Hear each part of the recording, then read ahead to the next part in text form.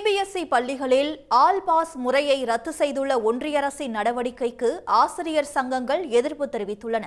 இந்த முடிவை திரும்ப பெறாவிட்டால் ஒன்றிய கல்வி அமைச்சர் தர்மேந்திர பிரதானின் வீட்டை முற்றுகையிட உள்ளதாக தமிழக ஆசிரியர் கூட்டணி அறிவித்துள்ளது.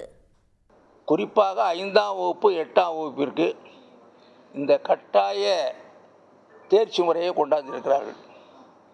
அதாவது 30% மதிப்பெண் எடுத்தால் அப்போ ரிசல்ட்டை ஒரு பாஸு, 30% மதிப்பெண் கீழே குறைந்தால் அவர்கள் இன்னொரு முறை தேர்வு எழுத அனுமதிக்கலாம், அவ்வளவுதான். பிறகும் அவர்கள் தேர்ச்சி இல்லை என்றால் அதே வகுப்பிலே தான் தொடர்ச்சியாக 2வது முறை படித்தாக வேண்டும் என்பது. இன்னும் சொல்லப்போனால் அது தேசிய கல்விக் கொள்கையானாலும் மும்மொழி திட்டமானாலும் சரி, இவர்களுடைய நடைமுறை முழுவதும் இந்த இந்தி பேசாத மாநிலங்களில் இருப்பவர்களை இன்னொரு நவீன குலக்கல்வி திட்டத்தை கொண்டு வர வேண்டும் என்பதிலே தான் உறுதியாக இருக்கிறார்கள். தர்மேந்திர பிரதான் வீட்டுக்கு முன்னாலேயே முற்றுகையிட தான் முடிவு பண்ண போகிறோம். இப்போ எல்லாம் இந்தி பேசுகிற மாநிலங்கள் எல்லாரையும் ஒன்று சேர்த்து நாங்கள் ஆல் இண்டியா ஃபெடரேஷன் இப்போ கல்லூரி வச்சுருக்கிறாங்க, நாங்கள் தொடக்கல்வி ஆசிரியர் இயக்கங்களை வச்சுருக்கிறோம். இந்த 2 சங்கமுமே ஒற்றுமையாக இருக்கிறோம்.